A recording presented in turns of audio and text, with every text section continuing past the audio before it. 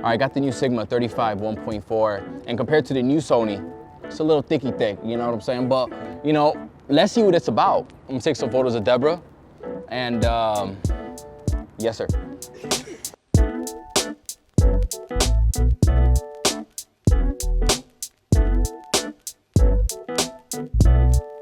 Since I got her in the shade and not in the sun, I'm able to get a real nice balance and exposure. I love that 35mm because, you know, the perfect focal length for environmental portraits, where I can get full body shots, but still get that nice blur in the background. So far, focusing has been crazy good on the A1. Here, and go ahead.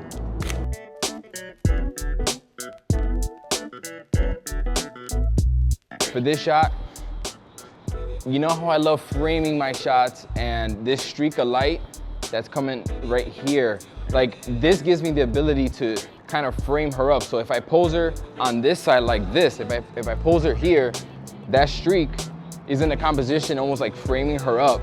My only problem is, look how bright it is out there, and then she's gonna be in shadow here. That's where the dynamic range of the Sony cameras, which I love, where I'm able to recover some of the shadow on her here, you know what I'm saying? While retaining some of the highlights out there. So I'll expose like in the middle.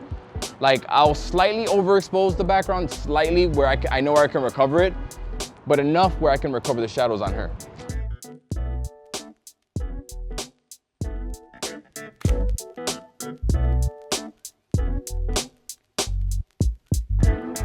"4K 60, ooh, that's gonna be nasty."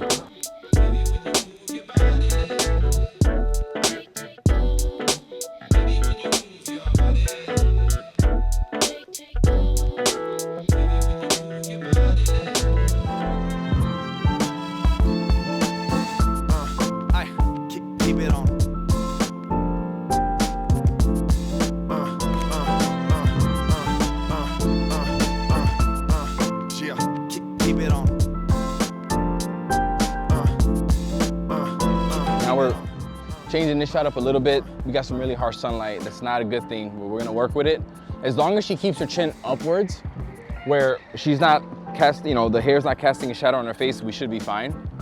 I think I'm gonna try to use these wires as like part of my leading lines. Keep it on.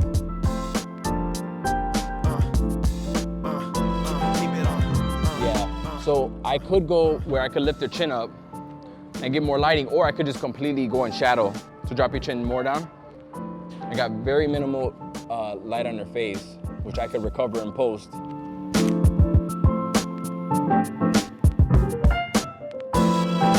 Now a quick video clip with the Sigma 1.4 at 1.4.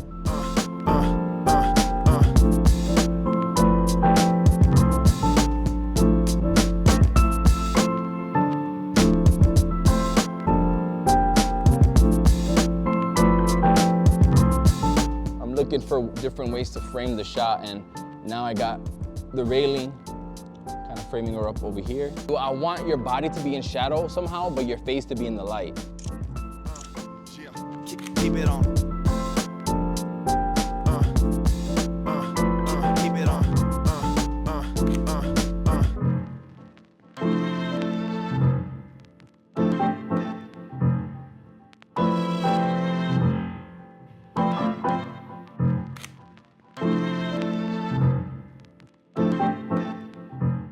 All right, first things first.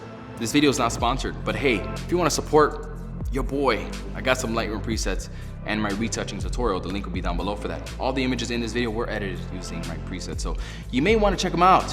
According to Sigma, this lens has an improved optical performance and more compact size. And yes, it is smaller than the old 35 1.4 with the built-in adapter, or at least I think it is because I don't have it in front of me, but the problem here is still the same size as the old 35 1.4 Sony ZA. This lens is old. It's still the same size. Oh, I just kind of wish they followed the same strategy as the 85 1.4. It's so much smaller than the Sony version of that. You know what I'm saying? Sony 35 1.4 G Master, it is noticeably smaller and lighter than these two.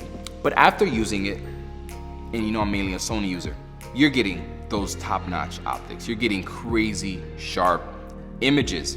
And you know, Of course, I get the 35mm 1.4 Sony in after I make this video.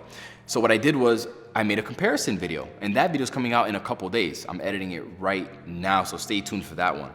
But so far, optically, I have 0 complaints with the Sigma.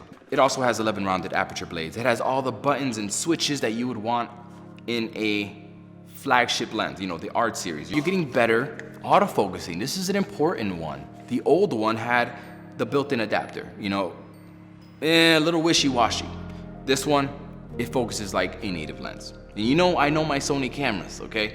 It felt like I was using a native lens in photo and in video. Even with Deborah and her curly hair, sometimes blocking the eye, I did miss focus sometimes. That'll trick any camera, to be honest with you. Again, it's hard to nitpick these lenses nowadays because they're all so freaking good. They usually have like 1 or 2 flaws like focus breathing, something that I really don't really care about too much. But optically, amazing. Autofocus, it performed really well. Again, my only complaint is the size. I wish they were to shrink it down a little bit more, but hey, it is what it is. It's a $900 lens. This is a $1,500 lens, so you are saving a lot of money there. You're getting a top-notch lens for under $1,000, whereas the Sony, you're paying premium price. You're paying $1,500, but you are getting a lens it feels like almost like a 1.8 lens. You know what I'm saying? It's got that size, and for me, that's a pretty big benefit, at least for me. Thank you for making up to this point, because you know, no one watches my videos to the end. No, really though, thank you for making up to this point. And stay tuned for the comparison video. That will be up soon.